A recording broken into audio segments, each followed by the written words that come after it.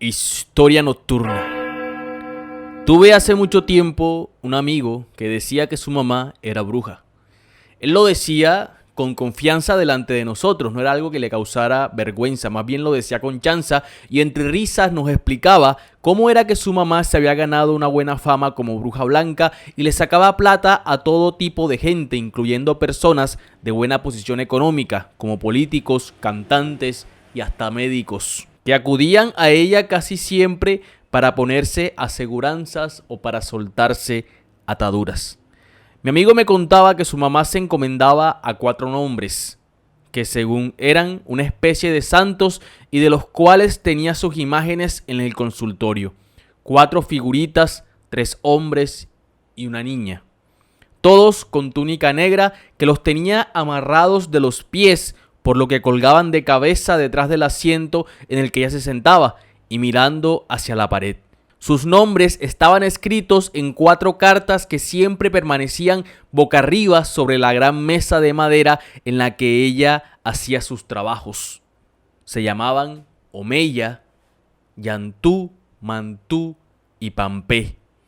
Estos tenían cada uno una función distinta a la hora de hacer un trabajo. Omeya, que era el anciano, curaba los tormentos de la mente, como las preocupaciones, los miedos, las angustias, el mal de amor y las tristezas.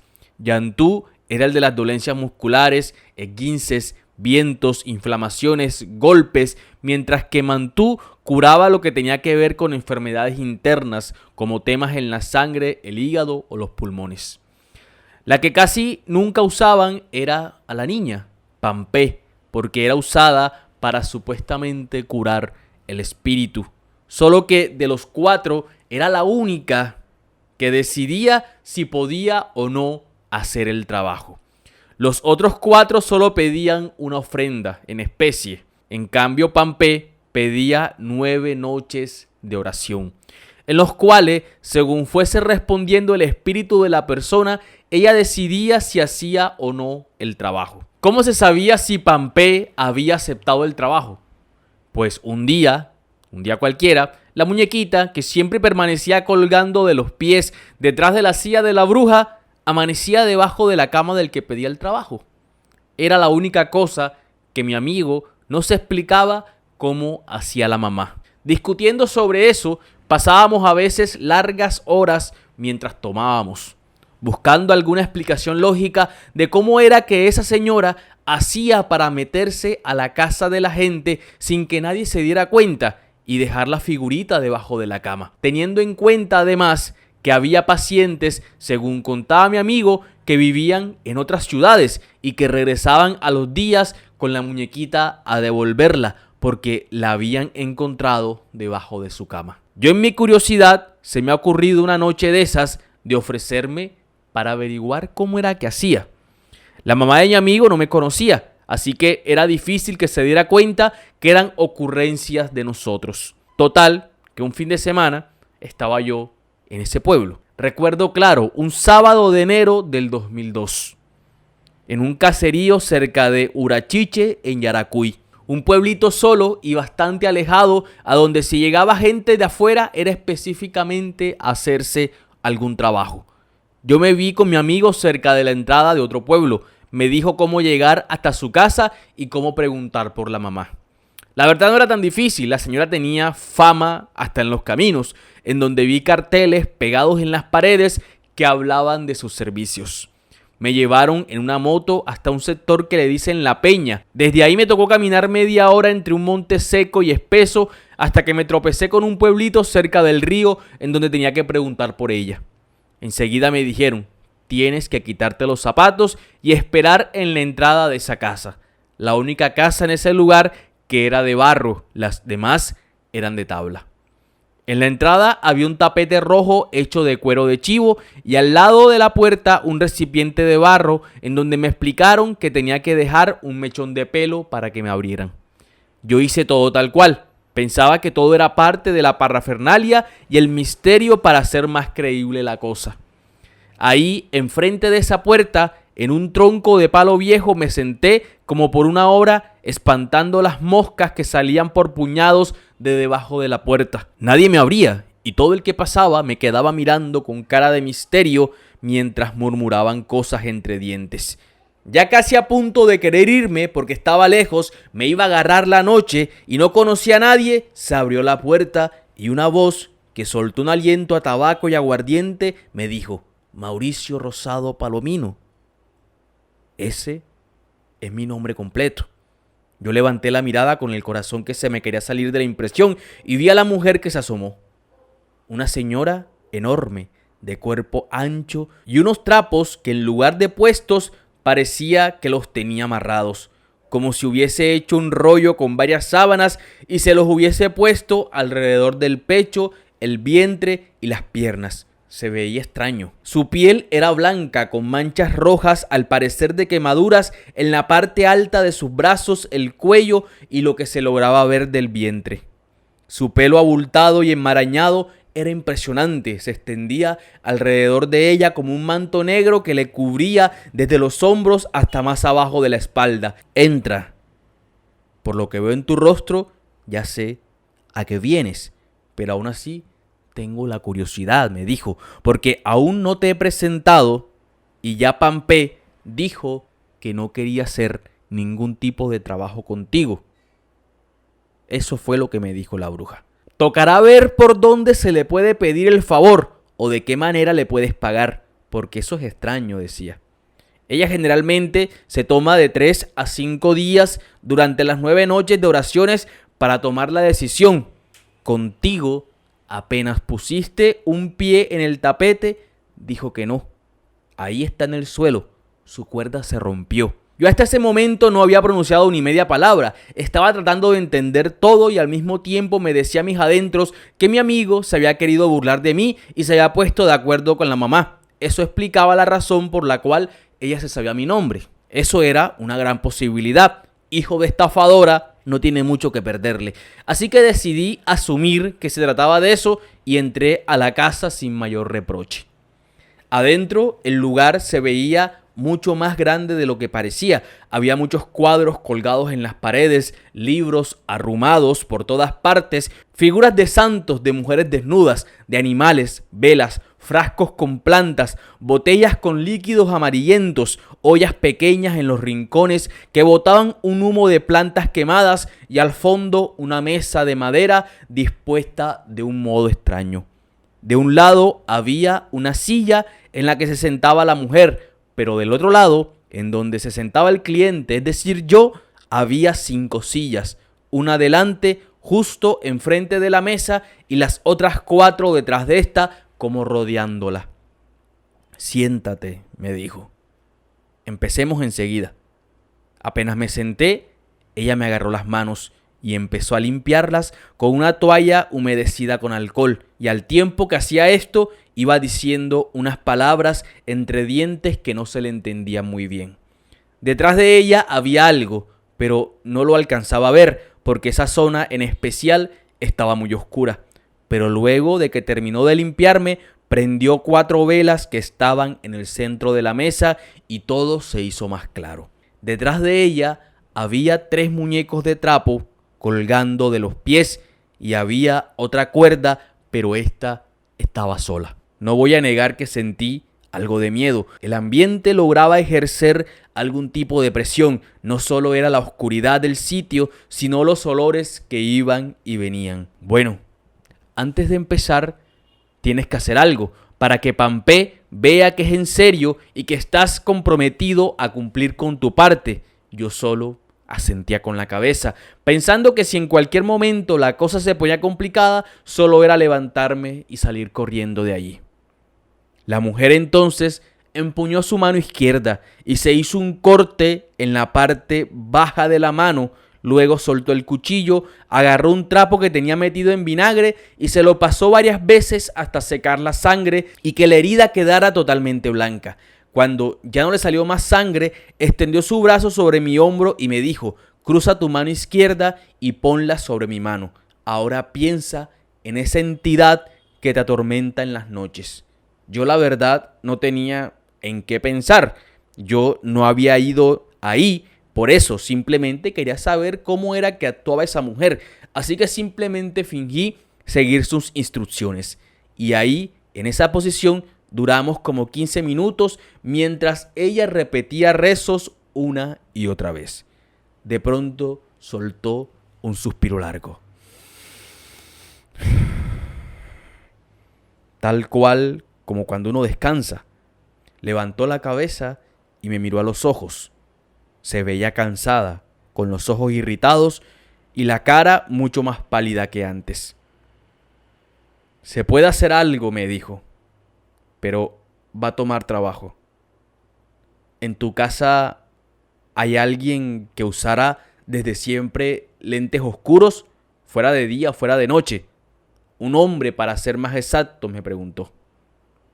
Ya ahí se me hizo más extraño el asunto, porque mi familia, a quien yo conociera que todo el tiempo usara lentes oscuros, era mi abuelo materno, un señor que murió ahogado sin que nadie supiera cómo fue que sucedió, porque encontraron su cuerpo en un caño que no tenía mucha agua. Pero eso era algo que yo nunca se lo había contado a nadie, ni siquiera a mis amigos. Era un tema familiar porque, entre otras cosas, a mi abuelo lo tenían por brujo y, según me contaba mi mamá, era una mala persona, razón por la cual mi abuela tuvo que irse con sus hijas para otro pueblo. Yo estaba muy pequeño en ese momento, pero sí me acuerdo de la imagen viva de mi abuelo y sus lentes oscuros todo el tiempo. Mi abuelo Heriberto, le dije. Bueno, Heriberto dejó una deuda, me dijo ella, y como tú eres el primer varón en su línea de descendientes, te la dejo a ti. Y el que la está cobrando, lo tienes detrás sentado en una de las 4 sillas, decía la bruja. Luego se quedó pensando y prosiguió. La verdad es que pensé que eran más. Cuando vi tu rostro en la entrada, pensé que era un caso de ataduras, pero ya veo que es más difícil. Y aunque sea uno solo, es bastante fuerte. Es más, te lo voy a describir, porque tú no lo vas a poder ver. Tiene unos 2 metros de altura. Su piel es como el cobre y sus ojos son amarillos. Tiene 3 huecos en la frente y en la parte alta una coronita de espinas. Te lo describo para ver si se asemeja a algo que hayas visto, porque por ahí podemos empezar. Yo no podía creer lo que esa señora me estaba diciendo. Eran cosas muy específicas que solamente yo sabía. Esa descripción correspondía a una figura que tenía mi abuela en un cuadro en su casa. Yo siempre le decía que me daba miedo, pero según ella eso era un regalo valioso. El cuadro supuestamente representaba una batalla como de ángeles contra demonios, y del lado de los demonios la única figura que se alcanzaba a distinguir era la de un tipo que tenía una cadena de espinas y su aspecto era tal cual como lo describía la bruja. Un tipo alto, corpulento, de brazos descomunales, piel cobriza, ojos amarillos, 3 huecos en la frente y una corona de espinas, que según era su forma de burlarse de Dios. Yo juraba que era alguna representación de algún relato bíblico, pero en realidad era una oda a una entidad satánica, y solo hasta ese momento lo comprendí. Me dice que él te trajo aquí, continuó diciendo la bruja, que conociste a alguien y él lo hizo traerte hasta acá, decía, mientras yo solamente asentía con la cabeza. Me está diciendo que tienes una hermana que está enferma. Tu mamá sufre de ataques de epilepsia por las noches. En tu casa siempre hay problemas. Te fuiste hace ya varios años para salir de ese ambiente y terminaste metido en el alcohol y llegaste hasta aquí según porque no creías en la brujería y quieres averiguar algo sobre Pampé.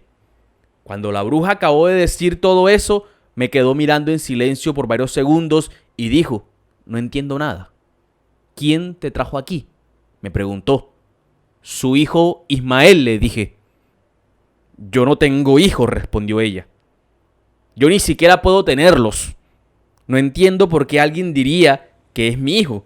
¿Quién es el tal Ismael? Yo le expliqué que era un muchacho que conocí en la universidad, que era como de mi edad, de estatura más o menos, piel morena, y ella me decía que no, que no conocía a nadie así. Parece que en efecto sí lo mandaron a traerte. ¿Y desde cuándo conoces a Ismael?, me preguntó. A principios de este año, le dije. ¿Durante todo ese tiempo ha pasado algo en tu casa? Bueno, este año falleció mi abuela, le respondí. Por ahí tiene que ver el asunto, porque el que está detrás de ti se está riendo. Él tiene toda la culpa de todo lo que ha pasado en tu casa. Yo voy a tratar de hacer el trabajo. No te prometo nada, pero depende de ti si funciona o no, porque este tipo de casos están fuera de mi propia capacidad, me decía la bruja. Empuña tus manos, me dijo. Me agarró de ambas muñecas, estiró mis brazos sobre la mesa, quedando mis manos en medio de los candelabros. Vas a abrir y cerrar las manos sobre la mesa 3 veces, me indicó. Luego las vas a poner con las palmas hacia arriba. Una de ellas te va a doler mucho. Tienes que aguantar porque si interrumpes, toca empezar de nuevo. Cuando yo giré las manos, ella tomó un cuchillo pequeño y rápidamente lo clavó en mi palma izquierda y lo sacó de inmediato. Los dedos enseguida se me recogieron entumecidos y el brazo se levantó de la mesa al tiempo que un hilo de sangre caía sobre la madera. El brazo se levantó como hasta la altura de mi cabeza. Era un movimiento involuntario que por más que yo hiciera fuerzas para mantenerlo quieto, este solo seguía subiendo. Cuando yo estuve en ese punto, ella me cubrió la mano con un trapo y comenzó a rezar. Justo ahí, los 3 muñecos que estaban detrás de ella se cayeron al suelo. Cuando reaccioné, ya estaba en otro plano. Mi cuerpo no respondía a mis ganas de salir corriendo. Simplemente estaba ahí como una marioneta viendo y escuchando todo. De pronto, una mano enorme que venía detrás de mí golpeó la mesa con fuerza y varias velas se apagaron. La mujer seguía rezando y yo seguía en mi trance. Se me cortaba la respiración de vez en cuando y sentía que los ojos se me querían reventar del dolor. No sé cuánto tiempo pasó, pero fue bastante, porque cuando por fin todo pasó, que las voces y los pasos que sentía detrás de mí desaparecieron, se escuchó a lo lejos un gallo cantando. Luego me di cuenta que en ese momento recién estaba amaneciendo el siguiente día. Recobrar la movilidad de mi cuerpo era como si despertara de un largo sueño. Yo salí de ahí corriendo sin decir nada, temblando y con unas ganas extrañas de llorar. Me fui enseguida para el pueblo de mi mamá. Tenía muchas ganas de verla.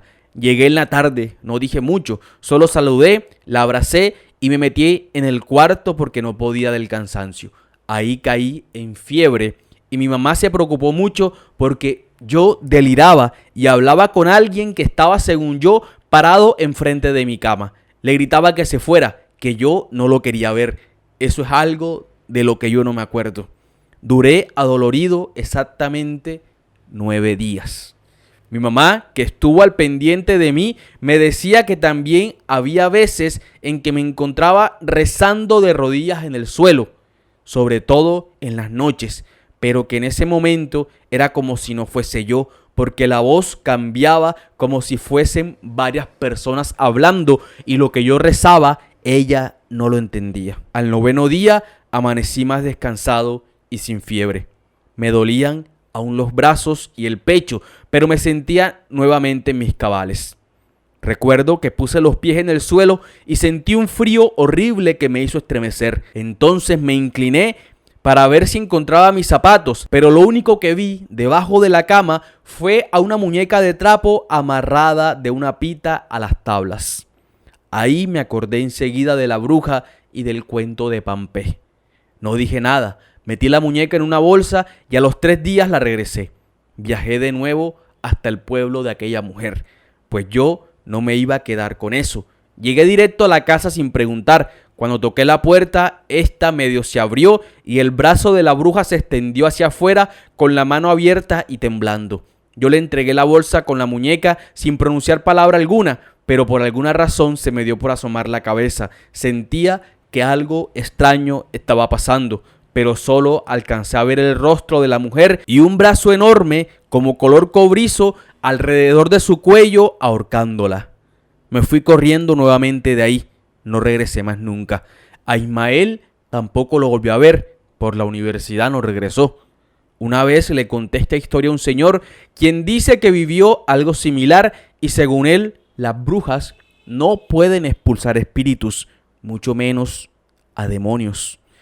Que lo que ellas hacen son tratos, pactan directamente con la entidad a cambio de algo, casi siempre a beneficio de ellas, porque ese espíritu ellas lo utilizan más adelante para otro trabajo y así, pero de donde sacan algo, meten otra cosa. Yo creo que eso es cierto, porque desde entonces me enfermo mucho y las personas dicen que me río a carcajadas mientras estoy dormido.